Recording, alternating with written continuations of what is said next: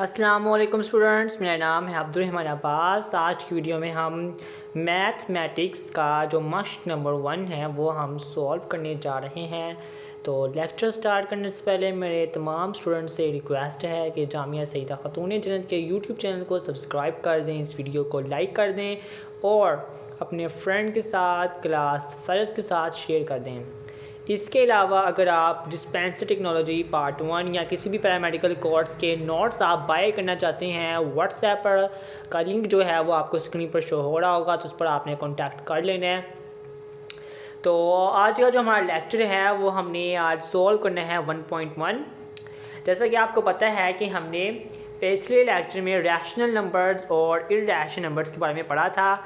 इस लेक्चर में हमने उसी मेथड को फॉलो करना है। तो मैं पहले आपको एक बार फिर इंट्रोडक्शन दे देता हूँ कि रैशनल नंबर क्या होते हैं और इरैशनल नंबर्स क्या होते हैं, यानी कि जो नातिक अदाद हैं वो क्या होते हैं और गैर नातिक अदाद क्या होते हैं। जी, तो जो नातिक अदाद हैं ये आप कह सकते हैं कि ये वो शरीफ नंबर हैं जिन्हें हम कसर की शक्ल में लिख सकते हैं।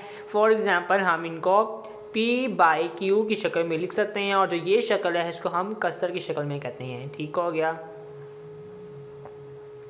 ये मैं ऊपर लिख रहा हूँ नातिक अदाद। ठीक हो गया। नातिक अदाद वो अदाद होते हैं जिन्हें हम कसर की शक्ल में लिख सकते हो। ठीक हो गया। शर्त ये है कि जो p है और q है ये सही अदाद हों। सबसे अहम पॉइंट ये है कि जो q है ये सिफर ना हो, क्योंकि सिफर से तकसीम करना तो रियाजी की दुनिया में मुंह खोल कर ज़मीन में गिर जाना है। ठीक है, तो जो q है वो सिफर नहीं होना चाहिए और जो दोनों अदाद हैं वो सही अदाद होने चाहिए। तो इसको हम कहते हैं कि ये नातिक अदाद है। इसके साथ ही इरैशनल नंबर जिनको हम कहते हैं गैर नातिक अदाद,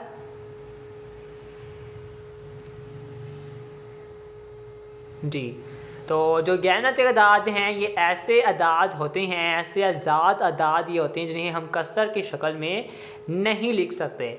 ठीक हो गया, इन्हें हम कसर की शक्ल में नहीं लिख सकते। आप कह सकते हैं कि ये वो फिल्म स्टार्स हैं जो ना तो कभी रुकते हैं, नॉन टर्मिनेटिंग, और ना ही इनका कोई रोल बार बार दोहराया जाता है। नॉन रिकॉर्डिंग इनकी होते हैं ये। ठीक है, यानी कि जो इनका अशारिया है, अशारिया के बाद ये हमेशा जारी जाते हैं, नॉन रिकॉर्डिंग होती हैं, यानी कि इनकी अशारिया की कहानी हमेशा नहीं होती है। ठीक हो गया।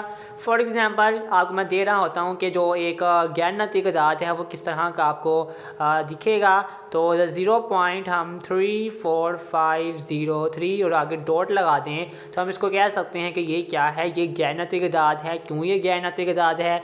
क्योंकि इसमें अशारिया के बाद एक जैसे दोहराए जाने वाले नंबर्स भी नहीं हैं और ये जारी जा रहा है, इसका कोई एक लिमिट अमाउंट भी नहीं है।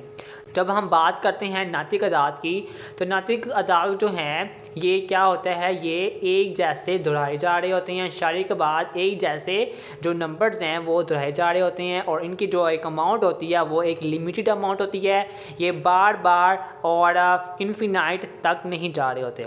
ठीक हो गया, ये आपको समझ आ गया होगा। तो अब हम चलते हैं मश्क नंबर 1 पर, 1.1 पर। तो देखते हैं कि हमें वहाँ क्या सवालात मिलते हैं। सबसे पहले जो आपका सवाल नंबर लिखा हुआ है वो लिखा हुआ है 2.3535535। अब इसका जो सलूशन है वो बहुत से स्टूडेंट्स को पता चल गया होगा कि ये बहुत इजी एक्सरसाइज है, आपने चुटकियों में ये कर लेनी है। फिर भी मैं आपकी हेल्प के लिए ये आपको करवा रहा हूँ। मुझे उम्मीद है कि आप सब इसको नोटबुक पर ज़रूर लिखेंगे और ज़रूर आप इसको याद करेंगे। जी, तो जो ये नंबर लिखा हुआ है ये क्या है, आप इसको खुद आइडेंटिफाई करें कि अशारिया के बाद एक जैसे जो हैं नंबर्स वो दोहराए जा रहे हैं और ये एक लिमिट अमाउंट है, आगे डॉट वाला चक्कर नहीं है। तो आप इसको कह सकते हैं कि ये क्या है, ये नातिक अदाद है। इसका जो दुरुस्त जवाब है वो ये है नातिक अदाद। ठीक हो गया।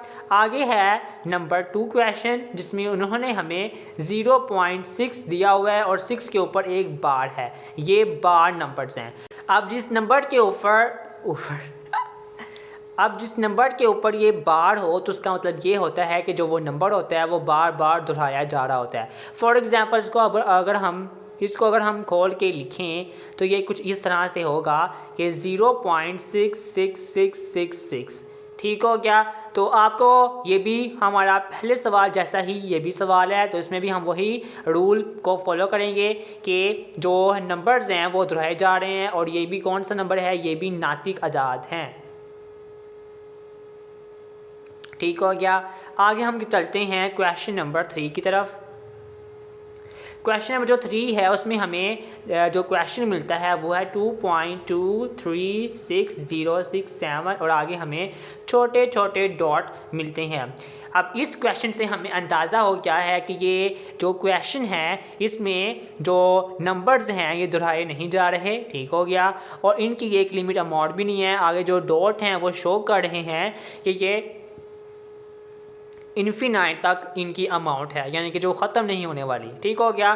तो इसके सोल्यूशन में हमें पता चलता है कि ये जो अदाद हैं ये हैं गैर नातिक अदाद।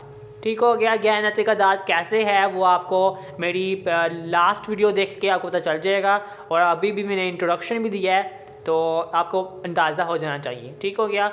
आगे हम पढ़ते हैं, चलते हैं क्वेश्चन नंबर 4 की तरफ। क्वेश्चन नंबर जो 4 है वो आपको एक मुश्किल क्वेश्चन दे दिया है। अब हमें मुश्किल सवालात का सामना करना पड़ेगा, लेकिन कोई बात नहीं, आपके साथ मैं हूँ तो हर मुश्किल में मैं आपका साथ दूँगा। तो आपने मेरे चैनल को ज़रूर सब्सक्राइब करना है, लाइक करना है, क्योंकि मैं आपकी इतनी मुश्किल सवालात में आपकी हेल्प कर रहा हूँ। तो अब इसको हमने हल कैसे करना है, तो आप सबको इसका जो जवाब है वो बहुत आसान है। आप सबको पता होगा कि जो 7 है ये एक क्या होता है, ये एक मुकम्मल मुरब्बा नहीं होता, यानी कि ये परफेक्ट स्क्वायर नहीं है। ठीक है। तो इसके लिए ये क्या है, ये गैर नातिक अदाद है। क्यों गैर नातिक अदाद है, क्योंकि जो 7 है √7 इसका कोई परफेक्ट स्क्वायर नहीं बनता, नॉट परफेक्ट। अगर रीज़न आपने लिखनी हो तो आप रीज़न में ये लिख सकते हैं कि नॉट परफेक्ट स्क्वायर। ठीक हो गया। तो ये आपने इसके जवाब में लिख देना है। अब जो क्वेश्चन नंबर 5 है वो भी कहते हैं कि स्टूडेंट्स कहेंगे कि एक और मुश्किल सवाल आ गया है। तो हमने आपको पहले बताया है कि आपकी हर मुश्किलात के साथ मैं आपका साथ दूंगा आपको आसानी देने के लिए। ये जो वर्ड लिखा हुआ है इसको हम कहते हैं यूलर का नंबर। ठीक हो गया। ये एक आलमगीर यानी कि एक कांस्टेंट है, गैर नातिक कांस्टेंट है। ठीक हो गया। जहाँ भी आपको ये नंबर मिलता है एमसीक्यूज़ में या शॉर्ट क्वेश्चन में आपसे एग्जामिनर पूछ लेता है, तो आपने क्या करना है, आपने इसको गैर नातिक ही लिख देने हैं या आपने चूज़ कर लेना है, ये भी गैर नातिक ही होता है। अब हम अगले क्वेश्चंस को सॉल्व करते हैं। अगला जो हमारा क्वेश्चन है वो हमें दिया गया है क्वेश्चन नंबर 6। ये लिखा गया है इस तरह का। अब बहुत से स्टूडेंट्स को पता होगा कि ये जो सिंबल है ये किस चीज़ का सिंबल है। तो ये सिंबल को हम कहते हैं कि ये है पाई। ठीक है। अब जो ये पाई होती है ये भी सबको पता है कि ये एक दायरे के कतर से मुतल्लिक है। ठीक है। ये जो एक दायरा हम बनाते हैं ये इसके कतर से मुतल्लिक होती है, और ये भी हमेशा क्या होती है, ये भी हमेशा गैर नातिक होती है। जी। तो अगला जो सवाल है वो है ये वाला। इसमें हमें जो सवाल दिया गया है वो दिया गया है 5 + √11। तो अब यहाँ स्टूडेंट्स को एक कन्फ्यूजन फेस करनी पड़ रही है। वो स्टूडेंट्स सोच रहे होंगे कि जो 5 है ये क्या है, ये नातिक है, और जो √11 है ये क्या है, ये गैर नातिक है। तो अब मुझे कोई स्टूडेंट ये बताए कि जब नातिक और गैर नातिक जब मिलते हैं तो जो जवाब आता है वो नातिक होता है या गैर नातिक होता है। तो इसका जो आंसर होगा वो ये है कि जो नातिक हो और गैर नातिक हो जब ये दोनों मिलते हैं तो जवाब होता है वो भी गैर नातिक ही होता है। ठीक हो गया। इसका जवाब भी गैर नातिक है। अगला जो सवाल है वो लिखा हुआ है सवाल नंबर क्वेश्चन नंबर 8।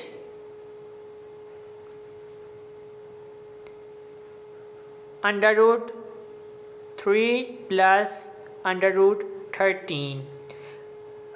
मेरी राइटिंग को इग्नोर कीजिएगा स्टूडेंट्स, क्योंकि मुझे जल्दी जल्दी लिखना पड़ रहा है, बट मैं कोशिश कर रहा हूँ कि मैं फिर भी थोड़ा सा ठीक करूँ ताकि आपको थोड़ी समझ आ जाए। बट आपने मेरी राइटिंग को इग्नोर करना है, बस आपने मुझे समझना है, ठीक हो गया। तो अब ये क्या है, अब ये जो दोनों मैंने लिखे हुए हैं क्वेश्चन में, ये दोनों ही गैर नातिक हैं, तो इसका भी जवाब आप गैर नातिक ही लिखेंगे। अब क्वेश्चन नंबर 8 जो 9 लिखा हुआ है वो बहुत से स्टूडेंट्स को उसका जवाब आता होगा, अभी भी मैं आपको बता देता हूँ। लिखा हुआ है 15/4, ठीक हो गया। तो आपको सबको पता है कि जो नातिक अदाद होती हैं वो हमेशा किसकी शक्ल में होती हैं, वो P/Q की शक्ल में होती हैं। तो जो Q है वो सिफर नहीं होना चाहिए। तो आपको क्वेश्चन में ही नज़र आ रहा है कि ये दोनों सही अदाद हैं, P/Q कसर की शक्ल में ही लिखे गए हैं, और जो नीचे वाली जो नंबर है वो सिफर नहीं है। तो इसलिए हमें इसका पता चल गया, इसके सोल्यूशन में हमें पता चला कि जो ये है ये नातिक अदाद है, ठीक हो गया। अब क्वेश्चन नंबर 10 है। क्वेश्चन नंबर 10 क्या है, 2 - √2 2 + √2।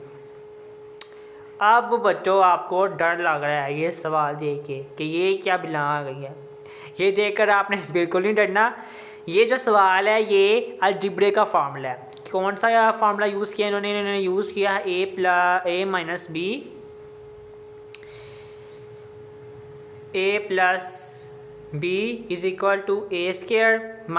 b²। ये फार्मूला ने यूज़ किया हुआ है। तो अब हम इसको सॉल्व करते हैं। सॉल्व कैसे करेंगे कि हमने ये वाला हमने यूज़ करना है, क्योंकि हमें पता चल गया है जो इन्होंने हमें क्वेश्चन दिया हुआ है वो इन्होंने ये वाला क्वेश्चन दिया हुआ है, ये वाला फार्मूला को फॉलो किया है। अब हमको पता है कि a - b = होता है a² - b², ठीक होगा। तो हम इसको अब इसमें हम रकम को ऐड करते हैं, यानी कि हम 2² लिखेंगे, ठीक होगा, फिर माइनस लिखेंगे, फिर √2² लिख देंगे।